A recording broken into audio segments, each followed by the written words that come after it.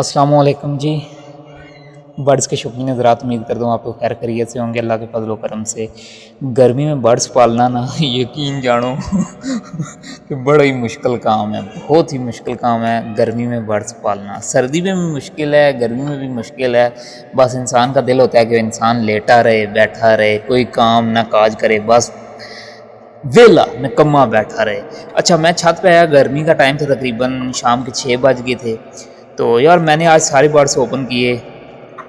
मैं एकदम ही ओपन कर देते ना, ये सारे इन्होंने दरवाजे ला देते हैं, ये सारे शुरू हो गए ने एकदम। तहसील आया पहले इंग्लिश गेम नाल होया है, एक इंग्लिश गेम नाल जिहड़ा मेरे को छोटे वाला इंग्लिश गेम है उस नाल होया। तो इतनी देर जो वड्डे वाला भी इंग्लिश गेम आ गया, ये दोए रल गए ना, फिर सीलां पै गए।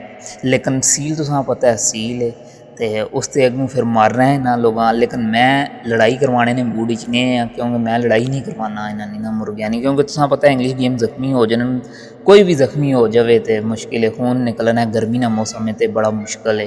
तो ये अचानक ही ना एकदम लड़ाई ना शुरू कर दी है, तो मैं फिर एकदम रुकवा भी दी है, क्योंकि गर्मी है यार। गर्मी सर्दी ना तुसी मैटर छोड़ दियो, लड़ाई करवाना ही ना एक तो गुना है, लड़ाई करवानी नहीं चाहिए जानवरां ने। ये तो बस एकदम मैं खोलन, मैं यार थोड़ी गर्मी है तो इन्ना खोलां, तो तुसां पता ना एकदम बंदा जिस टाइम खोलना ना तो एकदम कदे कदार जहन च नहीं रहना कि यार एकदम ये लड़ सन।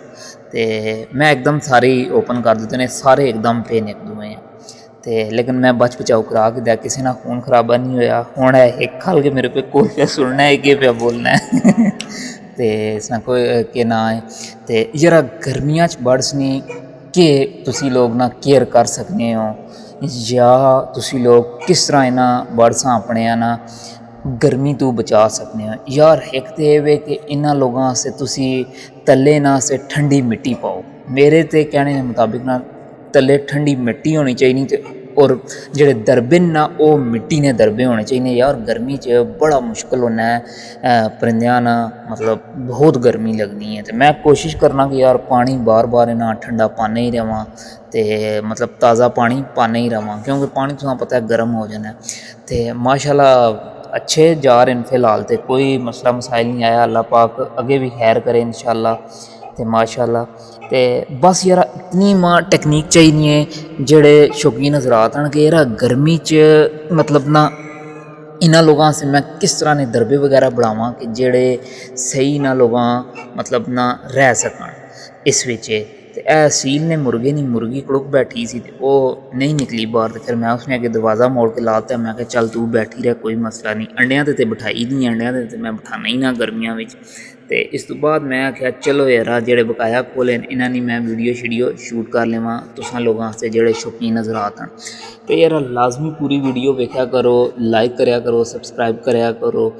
बहुत से माशाल्लाह कमेंट्स भी आ रहे हैं आजकल के यार नाइस अच्छी वीडियो है या फलां फलां, बहुत से कमेंट्स आ रहे हैं। बहुत शुक्रिया सारियां ना। ते इसी तरह आगे भी मैं सपोर्ट करो मैं, ताकि मैं और ज़्यादा वीडियो बनावां और अच्छे तो अच्छी। अच्छा यार मैं अगर कोई मिस्टेक वगैरह करना तो मैं नाल दसने रहा करो। जेह्ड़े भरा हज़रात ना शुरू तो व्लॉगिंग कर रहे ना, मतलब इस चीज़ अपने शौक ने लिहाज नाल, अगर कोई मतलब तो मुर्गे या मुर्गी च कोई फॉल्ट है तुसां नज़र आना पे कैमरे, तो तुसीं मां दस सकदे हो कि यार भाई अपने मुर्गे मुर्गियां ये चीज़ पाओ। या गर्मी ने लिहाज नाल भी तुसीं मां मशवरा दे सकते हो कि यार गर्मियां विच ये चीज़ पानी चाहिए तो ये नहीं पानी चाहिए। हुण मैं तुसां निक्की जी मिसाल देवां, गर्मियां च कोशिश करया करो, यकीन जानो इस टाइम बड़ी गर्मी है यार, लेकिन ये वे कि नाल मौसम भी हवा भी चलनी पी है, मौसम है सही है, लेकिन होनी शोनी कोई नहीं बारिश वगैरह ना। तो बारिश भी उसी इंशाल्लाह। इस टाइम हवा भी चलनी है, लेकिन इस टाइम ही सारिया परिंदियां ना मुँह खोले गर्मी की वजह तो, गर्मी बहुत ज़्यादा हुए। तो अजकल अंडे शंडियां वाली तो गल है ही कोई नहीं, अंडे तो नहीं देने, क्योंकि गर्मियां तुसां पता है अंडे नहीं देनियां मुर्गियां, सर्दियों भी नहीं देनियां, तो ज़्यादा गर्मी भी होवे तां भी अंडे नहीं देने। तो यार और जी सच्ची गल है ना, मैं भी इस टाइम परसीने परसीने होए हाँ तुसां लोगों आस्ते वीडियो बना के। इतनी गर्मी है कि मैं भी पसीना भ्याना है। तो लेकिन चलो यार कोई मसला नहीं, पसीना तो आती ना। शौक अगर किया तो शौक पूरा तो करना है ना, शौक ना मुल तो नहीं होना ना। फिर शौक इंसान गर्मी भी बर्दाश्त करना है तो सर्दी भी बर्दाश्त करना है, तो इंशाल्लाह करसा। तो बस यार ये बार बार असल ना लड़ाई करने पे फिर मैं किया कि सील हाँ मैं ਡੱਕ ਹੀ ਦਿੱਤਾ। ਮੈਂ ਕਿਹਾ ਨਹੀਂ ਯਾਰ ਮੈਂ ਸੀਲ ਨਾਲ ਰੋਕ ਹੀ ਦੇਵਾਂ। ਫਿਰ ਆਖਰ ਤੇ ਮੈਂ ਸੀਲ ਰੋਕਿਆ ਅਤੇ ਹੁਣ ਮੈਂ ਕੋਈ ਆਰਾਮ ਸਕੂਨ ਨਾਲ ਬੈਠੇ ਹਾਂ, ਮਤਲਬ ਰਿਕਾਰਡਿੰਗ ਪਿਆ ਕਰਨਾ। ਅਤੇ ਮੈਂ ਕਿਹਾ ਚਲੋ ਹੁਣ ਤਾਂ ਨਹੀਂ ਲੜਨ ਲੱਗੇ ਨਾ। ਫਿਰ ਮੈਂ ਤੱਕੋ ਹੁਣ ਮੈਂ ਦਰਵਾਜ਼ਾ ਓਪਨ ਕੀਤਾ। ਮੈਂ ਕਿਹਾ ਚੱਲ ਸੰਗਿਆ ਤੂੰ ਤਾਂ ਅੰਦਰ ਹੋ ਨਾ, ਤੂੰ ਐਵੇਂ ਨਾ ਮਾਰਸੇ ਦੂਜਿਆਂ ਮੁਰਕਿਆਂ 'ਤੇ। ਇਹ ਵਿਚਾਰਾ ਫਿਰ ਅੰਦਰ ਚਲਾ ਗਿਆ ਅਤੇ ਦੂਏ ਹਲੇ ਫਿਰਨੇ ਟੁਰਨੇ ਪੈਣ ਆਪਣੇ ਮਜ਼ੇ ਨਾਲ।